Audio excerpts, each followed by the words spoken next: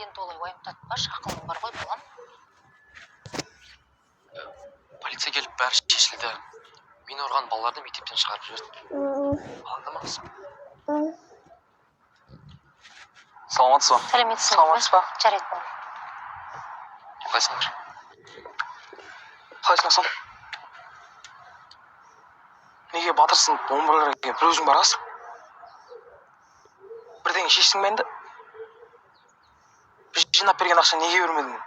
Жігіттер, 11-лерге бойымдағын айттым. Енді олардың қорқпайтынымызды, ана мектепте басымызды салбыратып жүрмейтінімізді көрсеткім келді. Сол кезде ағзаң түрін көрсеңдер ғой, қорыққан.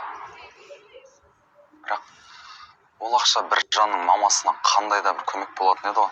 Олжаны алаңдамаңдар. 11-ға деп жинап жүрген ақшамызды бір жанның мамасына апарып бердім. Қарсы емес шығасыңдар. Жігіттер, оларға бір жан үшін қарсы шығайық. Қашан жүре береміз. Егер қарсы болсыңдар айтыңдар, мен жалғыз-ақ әрекет ете берем. Кім айтты саған біз қарсымызды? Әлде бір өзің бірдеңе шеше аламыз тұрсың ба? Ренжімеңдерші. Жылай бермеш болды. Қойшы. Кетті онда.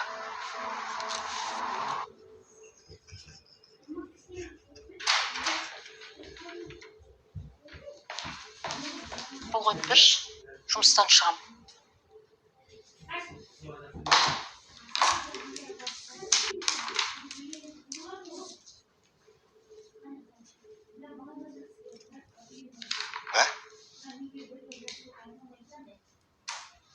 Ал енді өзіңнен көр. Гауһармен сөйлескенде не таптың ба? Не? Ол сенің айтқаныңа сенді ме? Жоқ.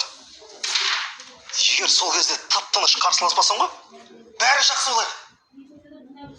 Жұмысың бар, жағдайың қарастырылған. Балаңды да қалаған мектепте оқыта алар едің. Жоқ, біздің Сәуле правильный ғой. Оғар, жақсы келдің. Как раз мына ұятсызды жұмыстан шығарайын деп жатқан. Мен бәрін естідім. Жетер енді өтірігің.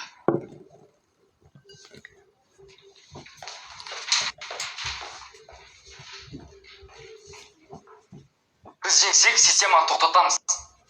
Ал олар жеңсе, баяғыдай чорт болып таяқ жеп жүре береміз. Ештеңе өзгермейді. Сондықтан тым болмаса тырысып көрейік. Жігіттер, таяқ жегеннен гөрі біріккеніміз дұрыс. Сосын біз 11-лерге қарсы шығуды бастап кеттік. Бірақ тыңдарға жинау керек ақшаны оларға бермей, бір жанның мамасына жинап бердік. Себебі оған керегірек.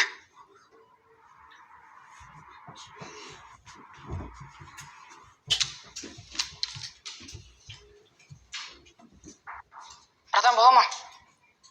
Кір. Сендерді 11-лер сабақтан соң заброшкаға шақырып жатыр. Бар.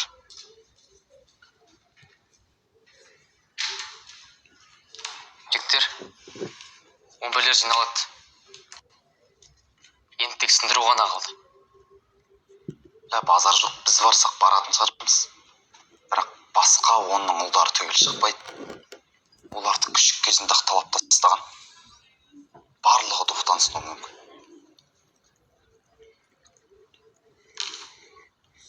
Сынбайды деп сен еген. Бәрін түсіндірген сияқтымыз. Саят, сен бізбен бірге барасың ғой? Дияларымды қолдаймын, жігіттер.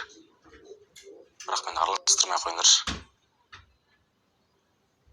Саят, базар жоғынан қолың жарамайды жар. Бірақ хотя бы артында тұрып боқтап тұруға керексің.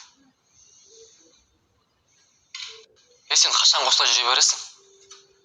Сенің бастапқыдағы қалаң осы емес пе? Мен бұл нәрсеге қарсымын деген позицияны ұстанып алғансың.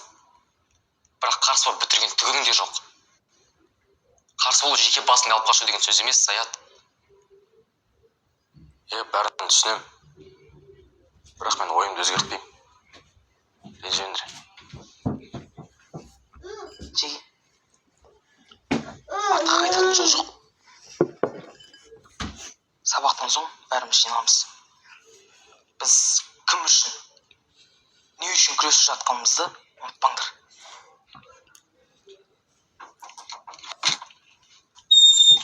Сәлеметсіз, тәте. Сәлеметті. Тәте, біз Біржанның параллель сыныпта оқитын достарымыз. Мынау біздің сыныптың атынан. Аз да болса көмектеп қабылдаңыз. Балам, керек емес. Жақсы, сау болыңыз, тәте.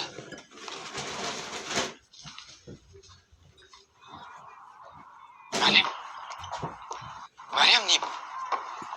Мәриям, сөйлесейікші өтінемін. Қазір сөйлескім келіп тұрған жоқ. Ренжімеші.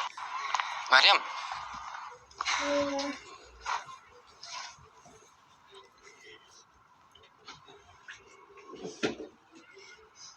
Маха, қандасың, баяғыдан осындай қырсық па? Ондай бар. Аслан жүрші. Райондағы братандармен сөйлестім.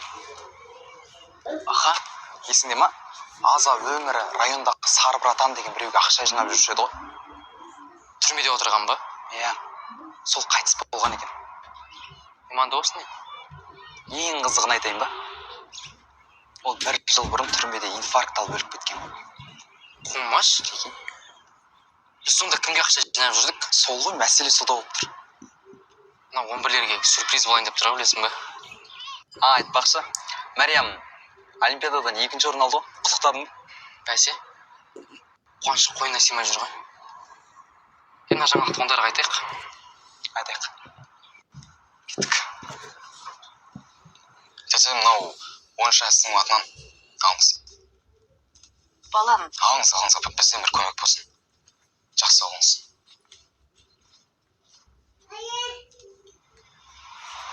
Дәурен екеуміз үйленгенде ештеңесі жоқ қарапайым жігіт еді. Кейін папам клиникасын Дәуренге өткізіп кетті. Содан бері бас дәрігер болып жұмыс істеп келеді.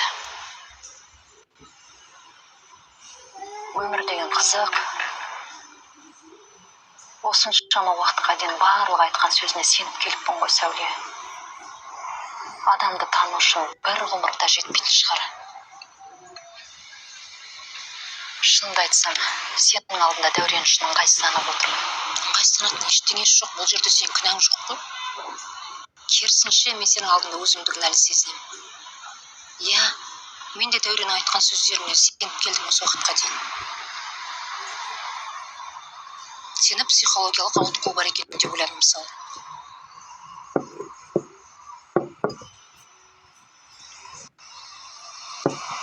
Сәуле, сен бұрынғыдай клиникада жұмысыңды жалғастыра бер. Уайымдама, Дәурен жұмыстан кетті.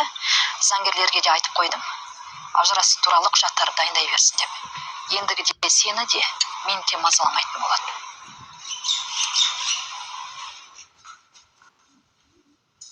Бөшке шығып кетші. Бош десең. Бергел берейін. Қалай жағдай? Бунтовщик. Тілің жұтып қойдың ба, сөйлесеші. Бүгін біреуін қалмай Заврушкаға ондар жиналыңдар. Сендер пиздей шығарсыңдар 11-лерге қарсы шығып. Көттеріңді айырамыз. 11-лер сенімен бірге болатынына сенімсің бе? Сен мен 11-лер лақтырып кетеді деп тұрсың ба? Олар сені лақтыра ма? Әлі сен оларды лақтырып кеттің бе? Не деп тұрсың сен, не?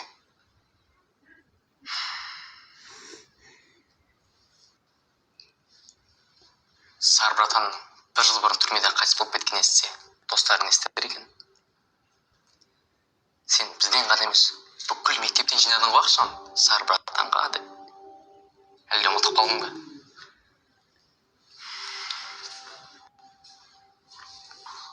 Не оттап тұрсың, Сары братан өліп қалды деген кеп тұрма не?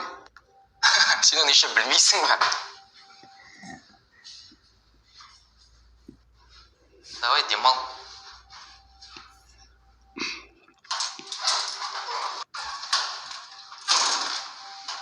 Че там, жігіттер? Не болды? Жеге. В общем, 10 сыныптың жігіттері көтеріліп жатыр. Жылдың соңына дейінгі общакты ана Біржан мамасына беріп тастансақ. Оның бір ана Аслан деген суканың жасап жүргені ғой. соңғы ранда бізге қарсы шығайын деп тұр олар.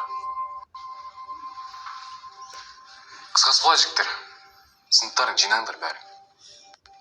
Ертерек орнына қоймаса көріп тұрсыңдар басқа шығады. Тезірек гостиница болу керек сол үшін. Азат, олар онсыз да аз емес, сол қиналып қалмаймыз да. Не болды, көтің шыдамай тұрма не? Уайымдамаса шешім бар оның. Давай, ондай гостиница жасайық. Ашық кіре беріңіз. Шақырдыңыз ба ағай? О, мектептің қылмыскері кел отыр. Отыр. Мә, жаз. Біржанды қалай ұрғаныңды, суицидке қалай жеткізгенді барлығын ештеңе қылдырмай жаз. Ағай, Біржанның өліміне менің қатысым жоқ қой. Жаймасыздікі. Сен басымда отырмашы. Мектеп президентінің өзі саған қарсы куәгерлік етті. Қалай маған қарсы? Солай. Барлығын айтып берді. Тіпті арызда жаз. Қазір өзің естисің. Не жазған? Мен Сұлтанғазы Азамат 10-шы сынып оқушысы Біржан мен 11-ші сынып оқушысы Мансұрдың арасындағы төбелеске куә болдым. Төбелестің нәтижесінде Біржан соққыға жығылып, Мансұрдың тарапынан қорлау фактілері орын алды. Сонымен қатар... Өтірік. Қай жер өтірік? Сен кішкене соңынан тыңдасайшы. Бұны істеген мен емес, Азаматтың өзі. Сен бүйтіп маған өтірік айтпай қой. Болды, кетесің түрмеге. Шын айтам ағай, менің қатысым жоқ. Мен жай жанында тұрдым. Біржанды өлтірген Азаматтың өзі.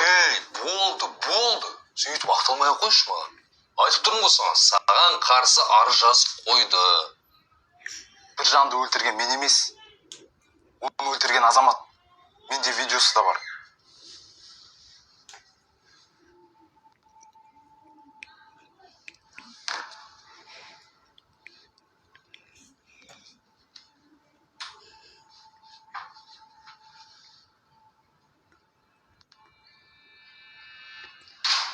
Бәрін 5 минутқа шақырыңдаршы.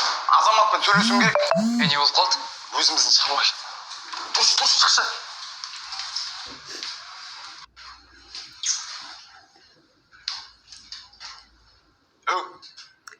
Сен мені не үшін лақтырып кеттің? Не айтып тұрсың? Аза, өтірік төпет етпеші. Инспектор сен маған қарсы жазған заявлениеңді оқып бер. Оқып берді. Өз көзіммен көрдің бе сол хатты? Астында қолым тұр ма екен? Жоқ, оқып бер. Содан? Сен мен лоқ көресің ау дейме? Жоқ. Менде видео бар екенін ұмытып кеттің ба?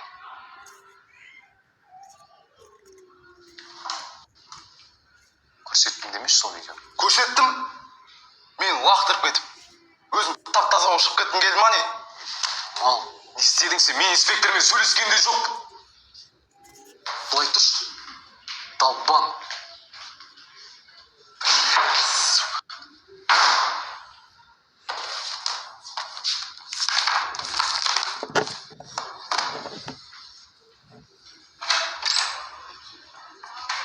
Неге кешіп жүрсіңдер, а? Қоңырау соғылып кетті ғой, сабақтарға барыңдар. Қайсың? 9-шы. Бар сабағыңа тез. Енді кешіксеңдер апталық жиналысқа шығасыңдар. Ағай, мен сізге айттым ғой, мен кетсем сіз де кетесіздер.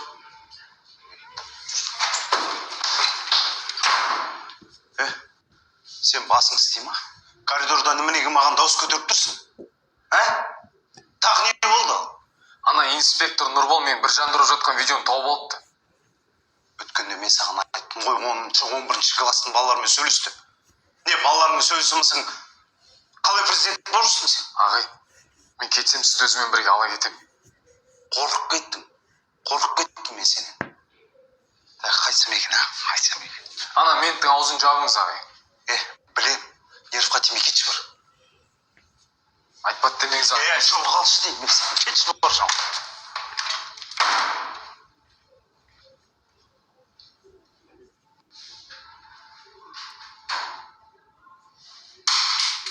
Далбан, блядь. 4 бөлке нанның жалпы массасы қанша?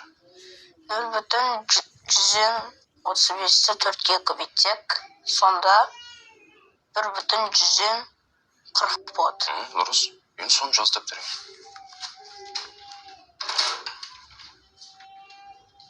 Нұреке, мұғалім боламын деп шештіңіз ба? Айта беріңіз, қандай шаруа? Мектеп абыройы үшін мен сіздерге не істеп бере аламын? Рахмет, ештеңе керек емес. Рауан, мен саған бір әңгіме айтып берейін ба? Иә. Бірақ бұл оқиғадағы кейіпкердің тағдырын қайталамайды деп сенемін. Сіз де мұқият тыңдаңыз, Нұреке. Қызық болып қалуы мүмкін. Баяғыда бір жігіт бокс залында өзінен кішкентай досына айтқан істетпекші болды. Досы істемеймін дейді. Сол кезде әлгі жігіт ұра бастайды. Қатты ұрады. Тоқтатыңыз, балаға не айтып отырсыз? Рауан, бара бер сабақ.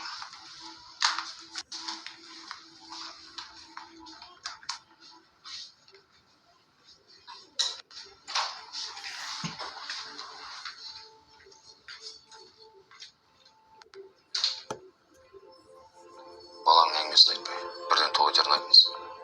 Әрбір адамның өмірінде көзге көрінбейтін көлеңкелі тұстары болады. Біреудікі көрінеді, біреудікі көрінбейді. Бірақ бүгін сіздікі белгілі болып қалды. Мен бәрін сұрап білдім. Сіз де оңған адам емес екенсіз ғой.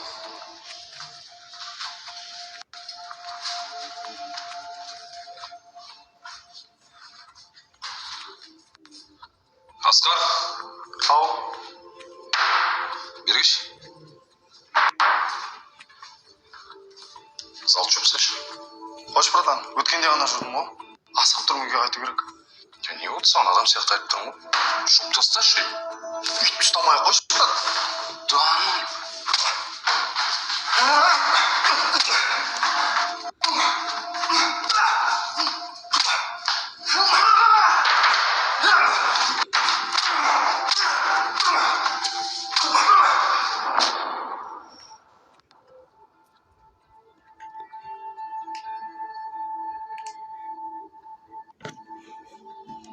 Тоқташы.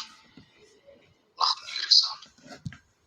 Маған бір жан таяқ жеген видеосын өшіру керек.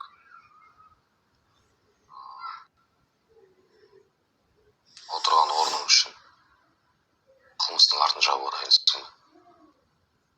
Ол бір жанның өлімі үшін. Оның анасының тағдыры дегендер сені алаңдатпай ма? Жап-жас баланың мүгедек қылған адамнан біреудің тағдыры туралы әңгіме есту біртүрлі екен.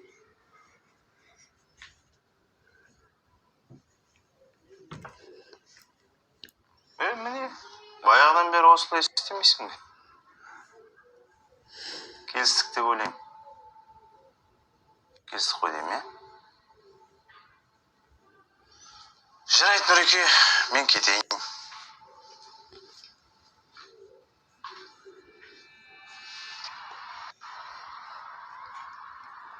Басқа сыныптар көрінбейді ғой. Қайда екен? 11-лер бұнда келмей тұрып, оны V-ны да, G-ны да сындырып тастаған. Келуге көттері шыдамай жатыр. Қазір қайтып кеткендеріңе тиіспейміз, жігіттер. Бұл соңғы шанс. Жоқ, кетпеймін, қалам. 11-лермен соңына дейін тіресем дейтіндеріңнің көттеріңді айырамыз. По-любому бізге шамаларың жетпейді. Түсінемін, жігіттер. Таяқ жегілерің келмейді. Бірақ бұл нәрсе бұрыннан бар. Бізге дейін де жеген, біз де жегенбіз, сендер де жейсіңдер. Қалайсың? Жақсы. Бірден таптың ба? Қарап көр. Мынау енді істі қозғағанға жеткілікті дәлел шығар. Ренжімеші енді. Мен істі әти жақтырып тастағандай сөйлейсің ғой.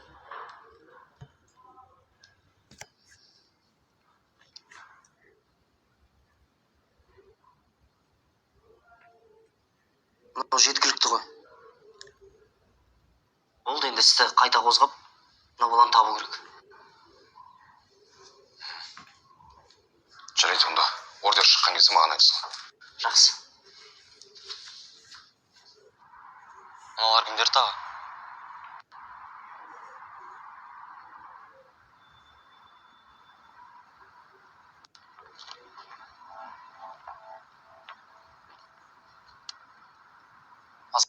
барасыңдар ма?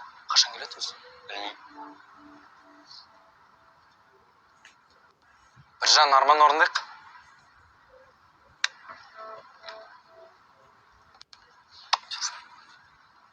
Келмейді аса.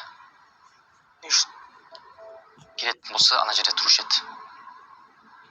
Не істейміз? Мүмкін аза қашуға дайындалып жатқан шығар.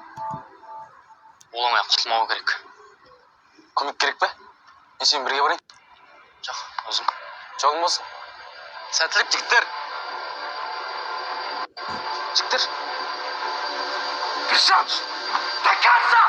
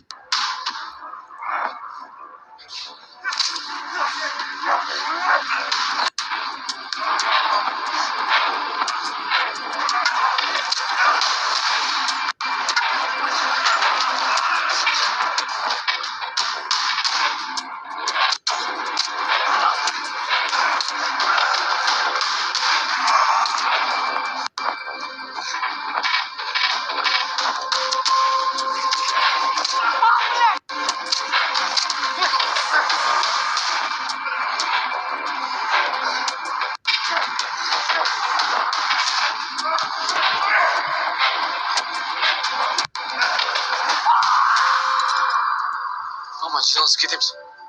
Не болды, балам, тыныштық па? Не бүлдірдің, тағы да айтшы. Полиция сені іздеп маған хабарласты ғой, балам. Ой, мамам бәрін кейін түсіндіріп берем, қазір уақыт жоқ. Жиналыңыз деймін, мама. Болыңыз дейді, жиналыңыз. Қош, балам. Қайда барасың? Балам деймін. Қош, балам. Мама деймін.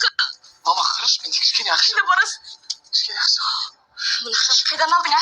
Сен кімді тонадың? Кетейік деймін, мама. Папам да сені ұрмайтын болар. Бір нәрсе бүлдірдің ғой сен.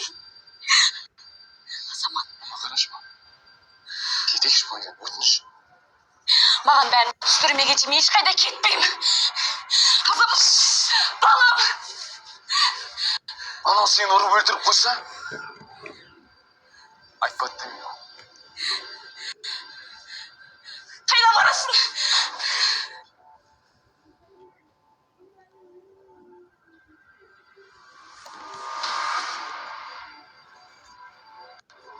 Черт, қайда қаштың? Кетші. Тұр мұнда.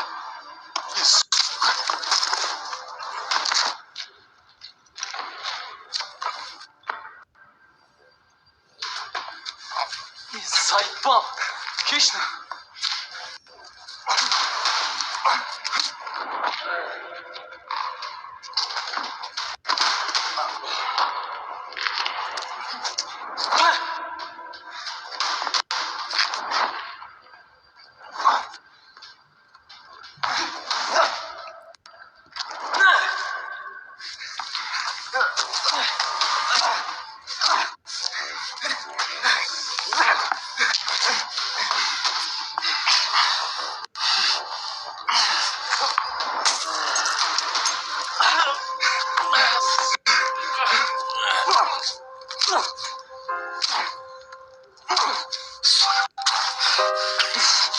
Мам, а мынау Біржаншын. Сука, ол сенің есігіңнен өлді.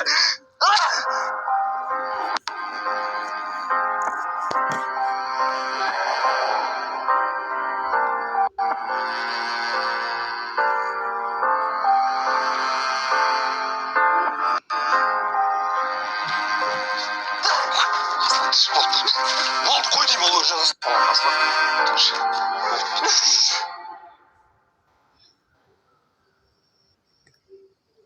Денеме тиген жұдырыққа қарағанды жүрегіме батқан соққы әлдеқайда ауыр екен, Біржан.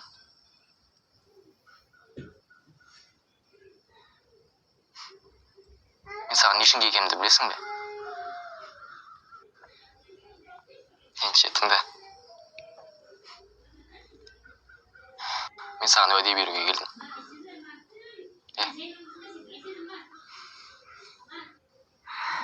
Есіңде ма? Сен мектепте жиенің тоқтағанын қалаушы едің ғой. Мен соны тоқтатам. Сен үшін.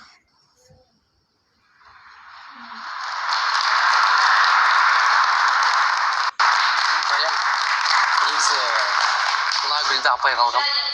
Бірақ шыдай алмай қысқасы саған. Асан жынысың ба? Апайға бер.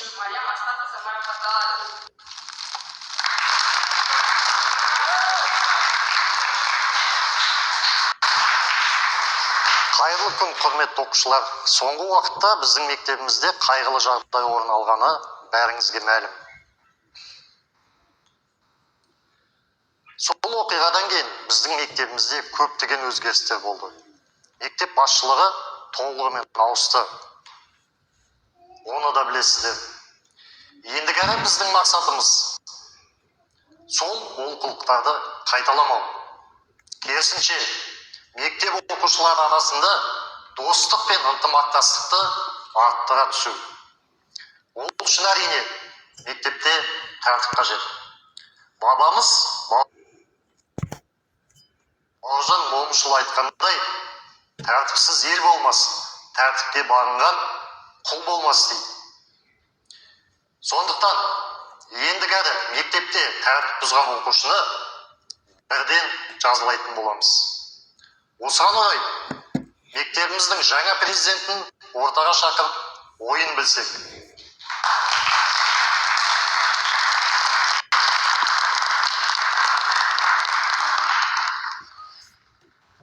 Қайырлы күн, достар. Ағай дұрыс айтады. Біз мына мектепке әлімжеттік көру үшін келмейміз. Керісінше, достар тауып, білім алып, жаңа орта қалыптастыруға келеміз. Мен мектеп президенті болып, нық сеніммен айта аламын. Бұл жерде әлімжеттік жасау, үлкендер кішкентайларға тиісу, ақша жинау, бопсалау сынды жаман әрекеттер енді болмайды. Мен оған уәде беремін.